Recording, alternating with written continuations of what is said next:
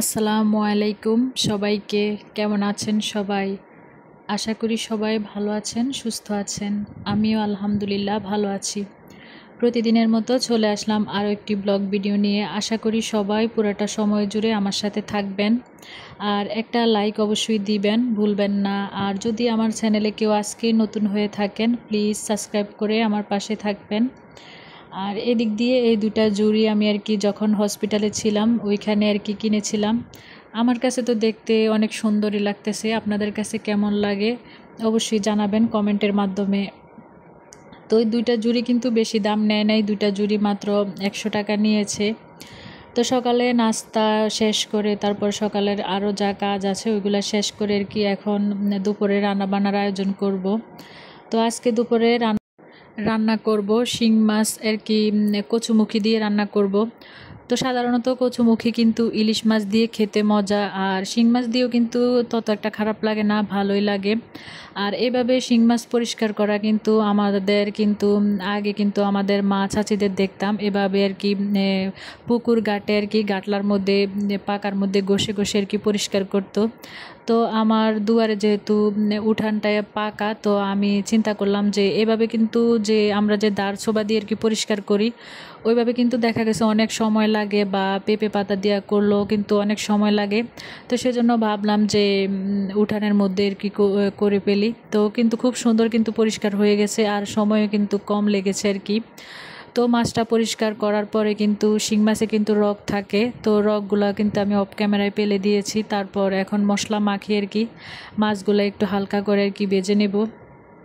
আর গতকালকে যে দেখিয়েছিলাম আদা রসুন, তো আদা রসুন কিন্তু আমার মেয়ে কেটেছে, আর কিছুটা রসুন আমিও কেটেছি। তো এগুলো আবার রান্নার মাঝখানে ব্লেন্ডার করে নিয়েছি। তো রান্না যেহেতু দেরি হয়ে যাবে সেজন্য অল্প একটু আদা রসুন আর জিরা আমি শুরুতে একটু পাটায় বেটে নিয়েছিলাম রান্না করার জন্য।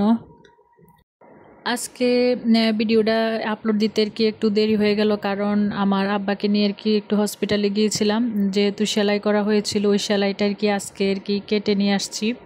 আর একটা মলমও দিয়েছে, সেলাইটা মানে কাটাটা শুকিয়ে গেছে। ইনশাল্লাহ এখন আগের থেকে আব্বা অনেক ভালো আছে তো এদিক দিয়ে আদা রসুন যে ব্লেন্ডার করেছে এগুলো আমি ডিপ ফ্রিজে রেখে দিব। আজকে রান্না বান্না তত একটা ভালো করে আপনাদের সাথে শেয়ার করি নাই। এদিক দিয়ে আজকে রান্না করেছি করলা ভাজি করেছি, আর কচুমুখী দিয়ে শিং মাছ দিয়ে রান্না করেছি। এই দুইটা আইটেমে আজকে রান্না করেছি। অনেকে দেখা গেছে যে কচুমুখিটা হালকা একটু সিদ্ধ করে, বা অনেকে টেলে নেয়। তো আমি সব সময় আগে কচুমুখিটা লবণ দিয়ে মানে কেটে রাখার পর লবণ দিয়ে মাখিয়ে তারপর কিছুক্ষণ ডেকে রাখি। তারপর একটু ভালোভাবে কষলিয়ে ধুয়ে নিলে আর ভাপ দিতে হয় না। কচুমুখিটা খুব তাড়াতাড়ি সিদ্ধ হয়ে যায়, আর এভাবে রান্না করলে খেতেও অনেক ভালো লাগে। তো ওইভাবে আর সিদ্ধ করার প্রয়োজন পড়ে না। আর যেহেতু হসপিটালে ছিলাম খাবার দাবার নেওয়া হয়েছে, তো অনেকগুলা বক্স খালি হয়েছে। আর আমি যে ড্রয়ারটার মধ্যে বক্স রাখি, তো ওইটাও একটু এলোমেলো হয়ে গেছিলো। তো বক্সগুলো যেহেতু গতকালকে আমি ধুয়ে রেখেছিলাম, তো আজকে ভাবলাম বক্সগুলো গুছিয়ে রেখে দেই। তো রান্নার মাঝখানে এই কাজটা করতেছি। তো যতগুলা বক্স আছে সবগুলা বক্সই সুন্দর করে গুছিয়ে রেখে দিলাম। তো আবারও সবার কাছে চেয়ে নিচ্ছি যে একটা লাইক দিবেন অবশ্যই সবাই। আর যদি আমার চ্যানেলে আজকে কেউ নতুন হয়ে থাকেন, প্লিজ সাবস্ক্রাইব করে আমার পাশে থাকবেন। তো এদিক দিয়ে আমার বক্সগুলো গোছানো হয়ে গেছে। আর যে দুইটা খাঁচি কিনেছিলাম, তো একটা উঠিয়ে রাখলাম আর একটা নামিয়ে রাখলাম।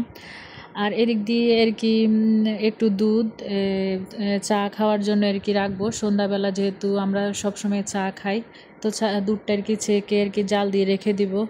আজকে ভিডিও আর বেশি বড় করব না। সবাই ভালো থাকেন, সুস্থ থাকেন। আল্লাহ হাফেজ।